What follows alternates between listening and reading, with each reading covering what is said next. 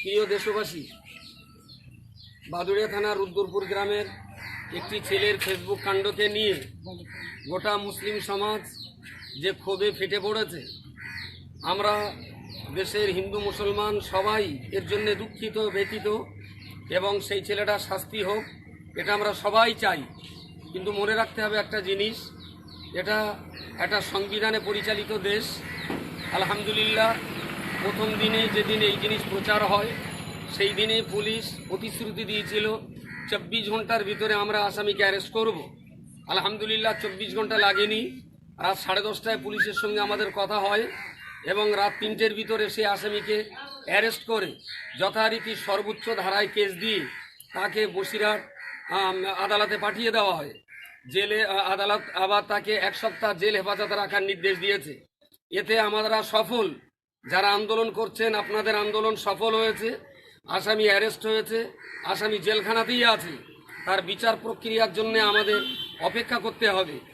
অনেক মানুষের দাবি আসামিকে আমাদের হাতে তুলে দিতে হবে, কিন্তু একটা স্বাধীন সার্বভৌম সংবিধান দ্বারা পরিচালিত দেশে আসামিকে কখনো পাবলিকের হাতে ছেড়ে দেওয়া যায় না। এই ব্যাপারটা আমাদের বুঝতে হবে। দেশের সংবিধানের প্রতি আমাদের আস্থা রাখতে হবে, দেশের পুলিশ প্রশাসনের প্রতি আমাদের আস্থা রাখতে হবে।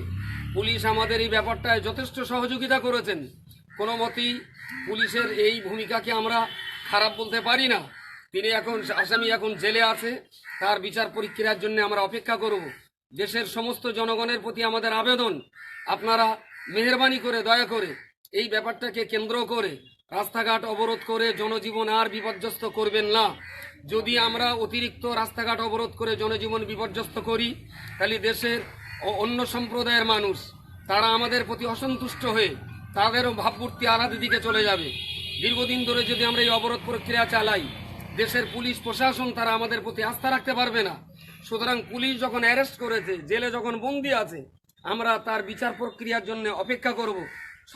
সর্বোপরি এটাও মনে রাখতে হবে, বিভিন্ন জায়গায় রাস্তা অবরোধ করে যেভাবে গাড়ি ঘোড়া পোড়ানোর সংবাদ আসছে, এটা অত্যন্ত ন্যাক্কারজনক। ইসলামে এই অশান্তির কথা নেই।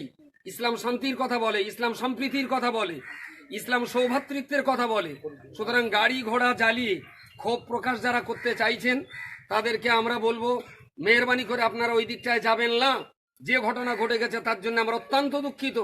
ইসলামে এই ধরনের কোনো কথা বলা নেই। শান্তিপূর্ণ আন্দোলন কামানের গোলার চাইতে অনেক শক্তিশালী হয়। কিন্তু আমরা যদি আন্দোলনকে ঠিক রাখতে না পারি, আমরা যদি শান্তিটাকে ঠিক রাখতে না পারি, তাহলে এই আন্দোলন সম্পূর্ণভাবে আমাদের বিরোধিতায় চলে যাবে। গোটা দেশবাসীর কাছে আমাদের অনুরোধ, আপনারা আল্লাহর হস্তে এই ব্যাপারটাকে নিয়ে কোথাও কোনো মিথ্যা গুজব রটাবেন না। নিজেদেরকে শান্তি সম্প্রীতি সৌহার্দ্যের সাথে বসবাস করুন, রাস্তাঘাট খুলে দিন এবং দস্তুর মতো জনজীবনকে স্বাভাবিক করুন। আসামি যাতে সর্বোচ্চ শাস্তি পায়, তার জন্য আমরা খুব শিগগিরই বড় আকারে আবার সভা করব। এক্ষুনি আমরা পরিবেশ শান্ত না হলে কোনো সভা সমিতি ডাকতে পাচ্ছি না। পরিবেশটা শান্ত হলেই আমরা সভা ডাকবো। এবং আজকে বাদুড়িয়াতে একটা সভা হওয়ার যে বার্তা উঠেছে, এটা সম্পূর্ণ মিথ্যা বার্তা। বাদুড়িয়াতে এই পরিস্থিতিতে আমরা কোনো সভা ডাকতে পারিনি, সভা আমাদের কোনো ঘোষণা নেই।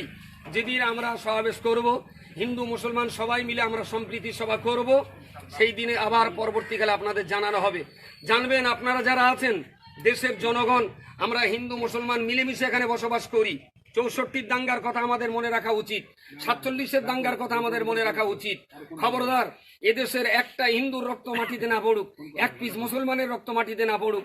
মিলেমিশে যেমন ছিলাম, আমরা সেই মিলেমিশে থাকবো। অপরাধী যিনি, সে সর্বোচ্চ শাস্তি পাক। তার জন্য পুলিশ আমাদের পাশে আছে, হিন্দু সম্প্রদায়ের মানুষ তারা আমাদের পাশে আছে। হিন্দু ভাইরা তারাও বলছে যে ধরনের অপরাধ করেছে এর সর্বোচ্চ শাস্তি হওয়া উচিত।